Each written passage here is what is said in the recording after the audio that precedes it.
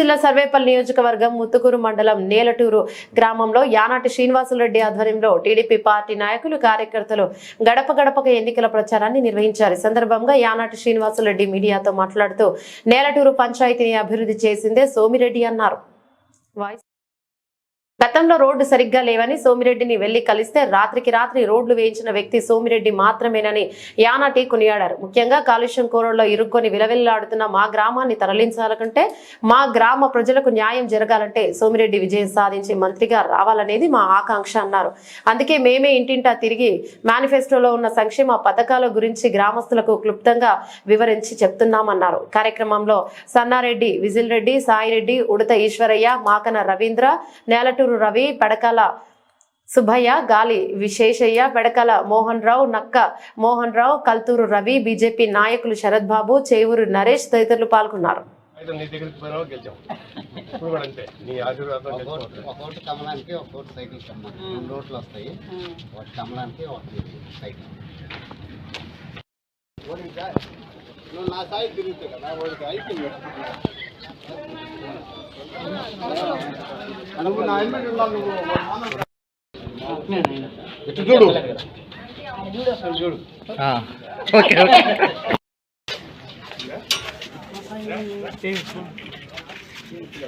చెప్పండి, ఏదో చెప్పండి. మా 2 రోడ్లు వస్తాయి. 2 రోడ్లు కమలానికి వస్తాయి. బాగా గుర్తు పెట్టుకోండి. సైకిల్ గుర్తు వచ్చి 2వ నెంబర్లో వస్తుంది. కమలం గుర్తు వచ్చి 4వ నెంబర్ వచ్చేసింది.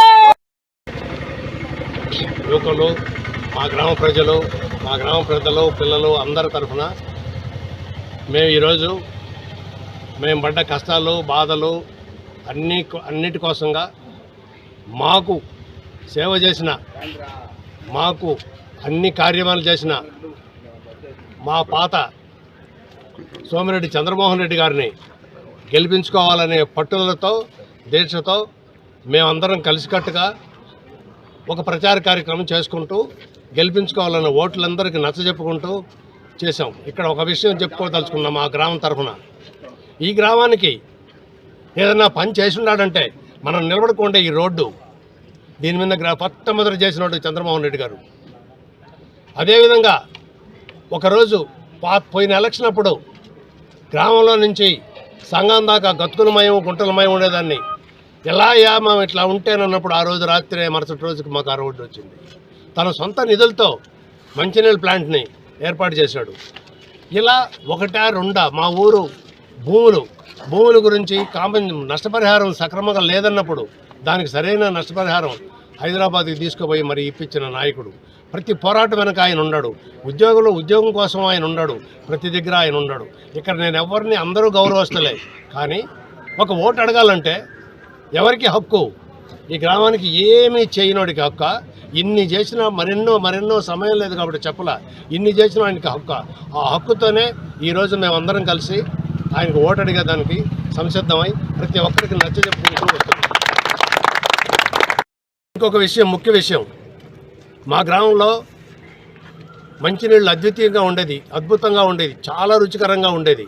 ఎప్పుడైతే ఫ్యాక్టరీ వచ్చిందో, ఎప్పుడైతే ఈ బొగ్గుల పరిశ్రమ వచ్చిందో, ఎప్పుడైతే ఈ కలుషిత పరిశ్రమ వచ్చిందో, ఈ పొల్యూషన్లో నుంచి గ్రౌండ్ వాటర్ పోయినాయి, చెట్లు వాడిపోతున్నాయి, పంట పొలాలు పోయినాయి, వేరుశనగ పండదు.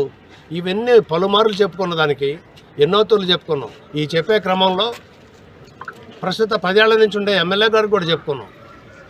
ఈ సందర్భంలో మినిస్టర్గా ఉండేటప్పుడు చంద్రమోహన్ రెడ్డి గారికి కూడా పోయిన రోజే అన్నీ సవివంగా విని ఆ పని తన భుజానేసుకొని అక్కడి నుంచి ప్రారంభించి మా ఊరికి తరలింపు కార్యంలో ఒక భాగంగా భూసేకరణ దగ్గర నుంచి కట్టుబడుల కాడ నుంచి ప్రారంభించిన ఘనత చంద్రమోహన్ రెడ్డి గారు.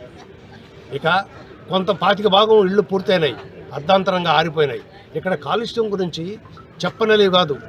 ఈ కాలుష్యంలో మనుషులు ఉండటం కష్టం, ఈ ఊరు ఏడం బతకడం కష్టం. రాబోయే తరాలకు ఇక్కడ నుంచి తరలింపు 3 పక్కల 3 పరిశ్రమలు, 3 పరిశ్రమల నుంచి వచ్చే కాలుష్యం, ఈ కాలుష్యంలో ఇక్కడ నిలబడటం కూడా కష్టమే.